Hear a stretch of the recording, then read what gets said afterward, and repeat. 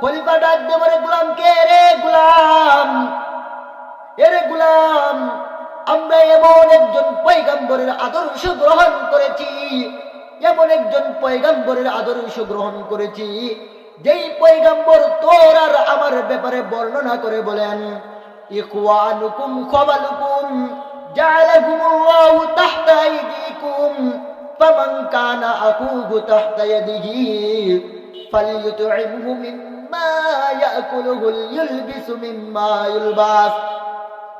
আমার পয়গম্বর তোর আর আমার ব্যাপারে বর্ণনা করে বলেন, তোর আর আমার ব্যাপারে বর্ণনা করে বলেন, তোমাদের অধীনস্থ যেই সমস্ত মানুষগুলো যারা শুধু তোর আর আমার ব্যাপারে গোলাম মনিবের সম্পর্ক জানে, কিন্তু আমার পয়গম্বর আমাদের আদর্শের গুরুত্বের প্রতীক, আমাদের উসবা মুহাম্মদ আরবি সাল্লাল্লাহু আলাইহি ওয়াসাল্লাম বলেছেন, আগে তুই আমার ভাই, তারপর তোর আমি ভাই।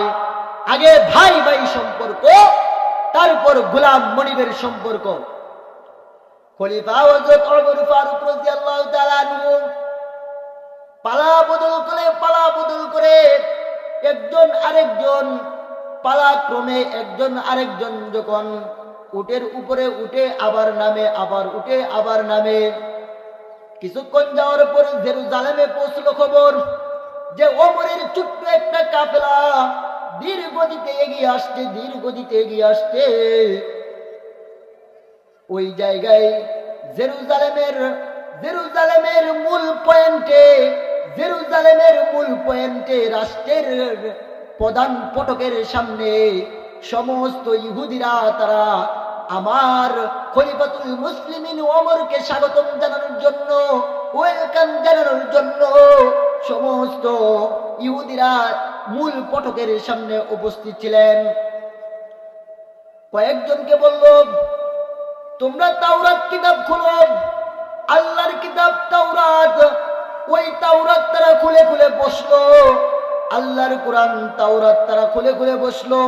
ওই তাওরাতের মধ্যে আল্লাহ পাক রব্বুল আলামিন কার হাতে এই মসজিদুল আকসা দখল হবে, কার হাতে এই মসজিদুল আকসা যাবে, আমার পয়গম্বরের সমস্ত কথা, আমার পয়গম্বরের সমস্ত কথা ওই তাওরাত কিতাবের মধ্যে আল্লাহ তাআলা লিপিবদ্ধ করে দিয়েছিলেন।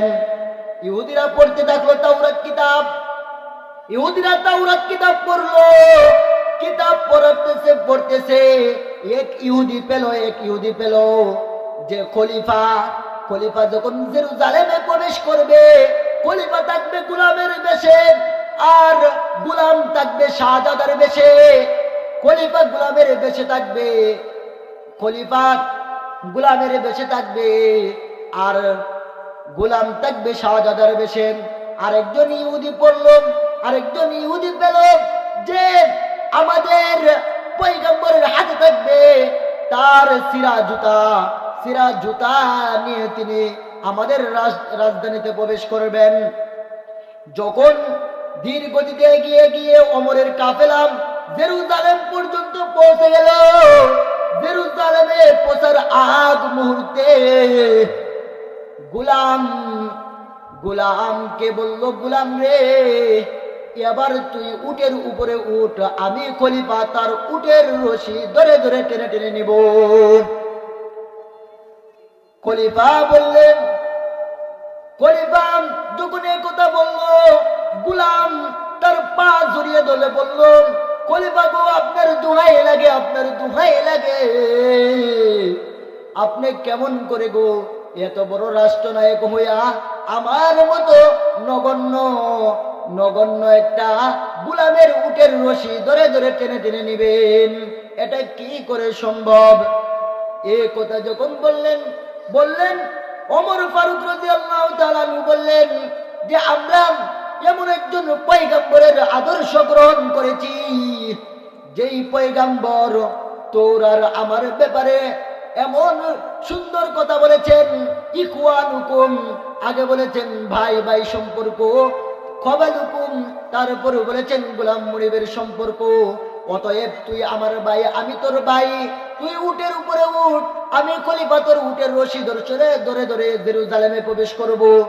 জেরুজালেমে প্রবেশ করতেই জেরুজালেমের সমস্ত ইহুদিরা হতভম্ব হয়ে গেল যে এত বড় একজন রাষ্ট্রনায়ক, এত বড় একজন ক্ষমতাধর ব্যক্তি, যেই ব্যক্তিটা